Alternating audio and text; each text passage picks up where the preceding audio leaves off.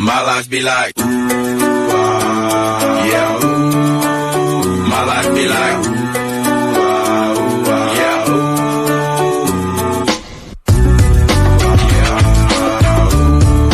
Ladies and gentlemen, here we are. It's 2021 and all of my students are yet again holding hands and they just love each other so much. Oh wait, no. Josh is holding us at a 500,000 volt charge. And now Mark's hair is starting to go.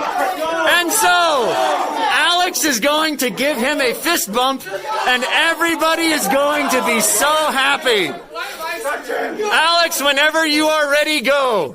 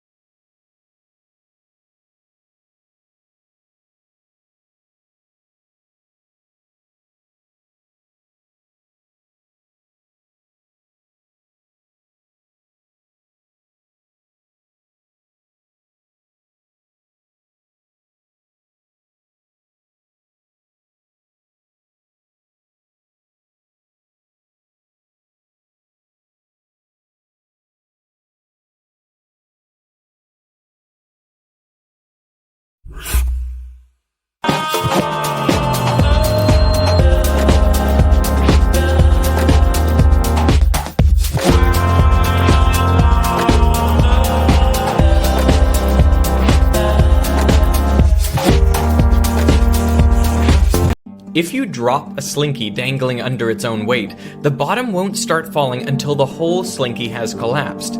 This is because each coil is stretched to support the weight of everything beneath it. So in order for one coil to fall, it needs the coil above it to collapse, and so on all the way up to the top. It's like a row of dominoes where the tension released at the top cascades down the slinky, and this takes some time. This is the longest slinky I had access to, and what's cool about this angle is you can see the bottom starts to rotate right there, meaning there is a twisting wave that travels through the slinky faster than the compression wave. The bottom is turning but still not falling until the top crashes into it. Gente, é cachorro isso? O cachorro botou pescoço aqui no telhado? Ih, gente, é gato!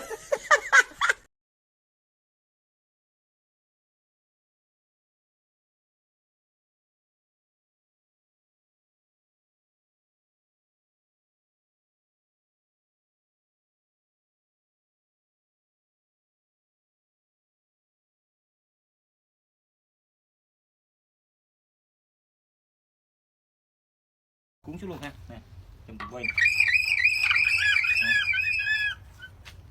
Rồi, còn đây là trong cánh cửa, cửa sổ á, gài như này. Thì khi đối phương càng dài xơi đó, khỏi rất dính luôn. Rồi, còn đây là trong cái ship gài như thế này ha. Khi đối phương rớt xuống ship là dính luôn nè. Sọc vô cành sườn luôn á. Rồi, còn đây là trong mặt giống trong ban đầu. Còn đây trong là khối sâu khoảng 1 mét thôi. Thì khi đối phương càng dài xơi đó phải rớt xuống dính luôn. Trong này làm giảm sức căng đối phương, một người dính từ 2 đến 3 người đến trạm cưa phẫu thuật mới lấy được. Mỗi trong đường móc câu hết nha, dính vô vậy lấy ra rất khó. Phải đem về trạm cưa phẫu thuật mới lấy được. Còn đây là trong cần cối, trong gài như này. Trong đây phương rớt bên đầu đánh vào đầu hết, rớt này kia bổ qua đồng hành ngược lại ha. Khi được rớt bên này kia bổ qua liền, bổ hẳn vào đầu liền. Còn đây trong đu cây bên dưới chỉ dây, khi đối phương càng vào đá dây rớt xuống. Đây một số trong cái nhân bình thường mang theo người. Thì đối phương càng vào hướng nào mở ra ngụy trang cỏ cây trên, đối phương đi chơi đập phải.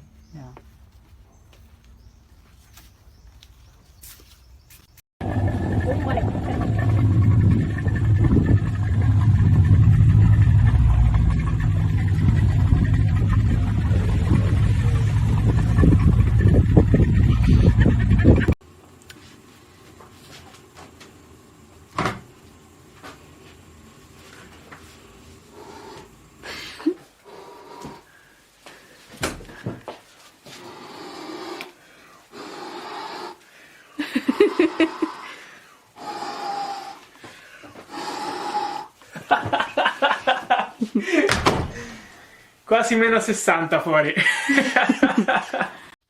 Don Herbert was a firefighter in Buffalo, New York. On December 29, 1995, he was battling a house fire when the building's roof collapsed. Don was trapped under a pile of debris and nearly suffocated. A local news camera captured firefighters pulling Don from an attic window. By the time his wife Linda and 4 sons reached the hospital, Don was already in a coma.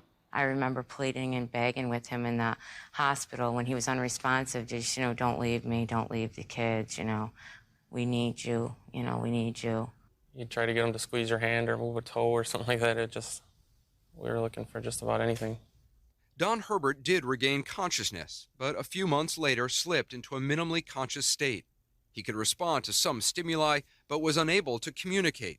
Moved to a nursing home, he was kept alive by a feeding tube. I took him to one neurologist, and I was basically begging him, to tell me, is he going to get better or isn't he? And he just sort of said, well, look at him. What do you see? You see what I see. There's nothing there. And I was just devastated. While Don languished in the nursing home, years passed, and his 4 boys grew into men.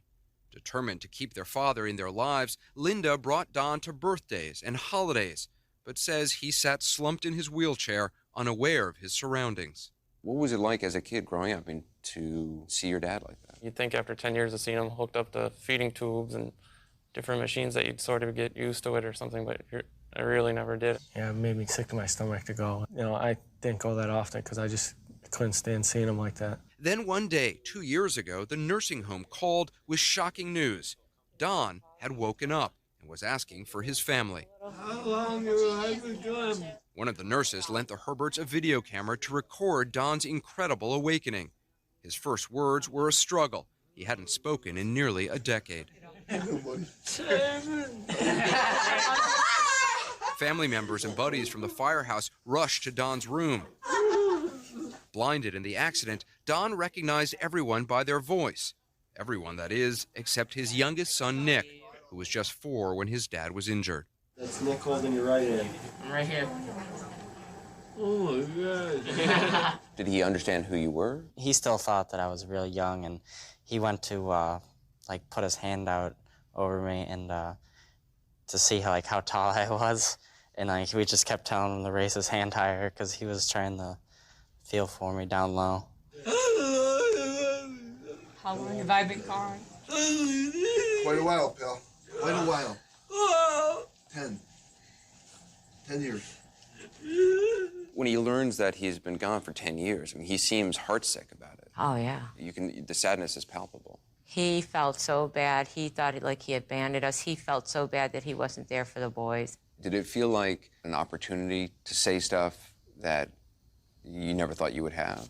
Yeah, here's my chance to really tell him about me and, try to make him feel proud. Don Herbert's reunion with his family was brief.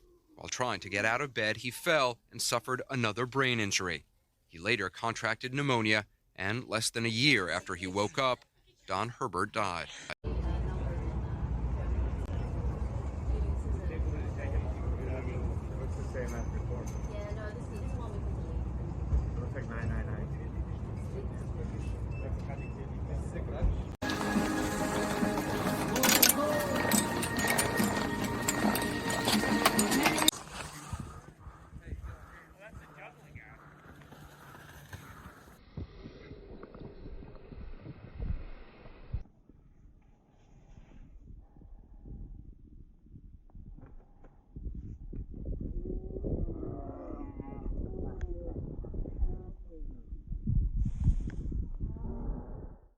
Something moved in the dead baboon's fur. A day-old newborn. It took a moment for Lachadima to notice. She's always been curious.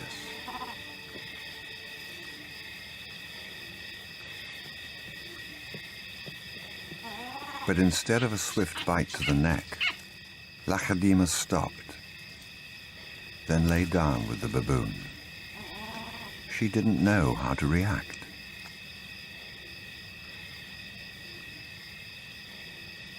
Hyenas would normally send her scurrying for the trees, but this time she gently lifted the baby to safety first.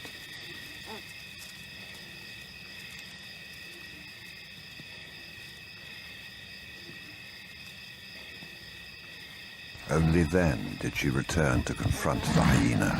It was an aggressive defense, protecting the baby, not defending her kill.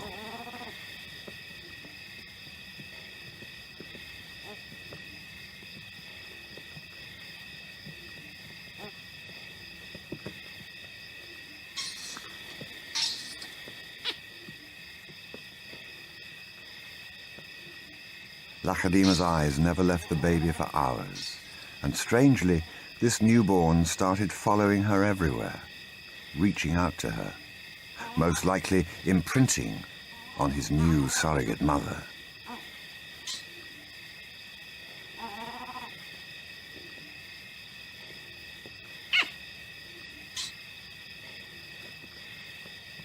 And Lachadima seemed to be caught up in her own internal conflict. A young leopard at a confusing crossroads of life, torn between being a predator and an inquisitive cub.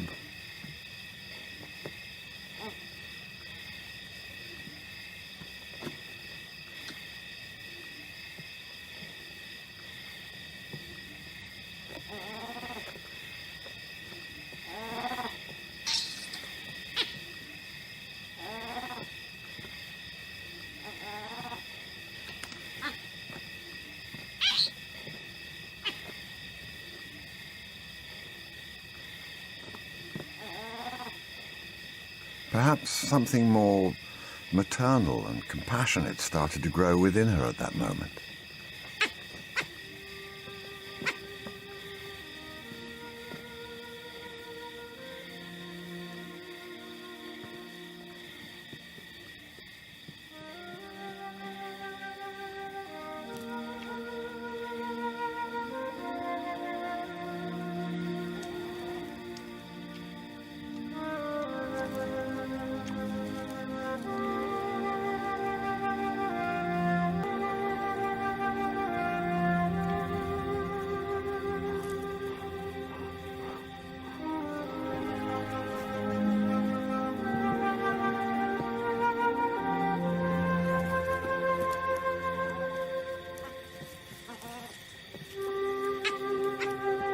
Finally, both settled down to sleep, exhausted by the event, cuddling for hours against the winter chill.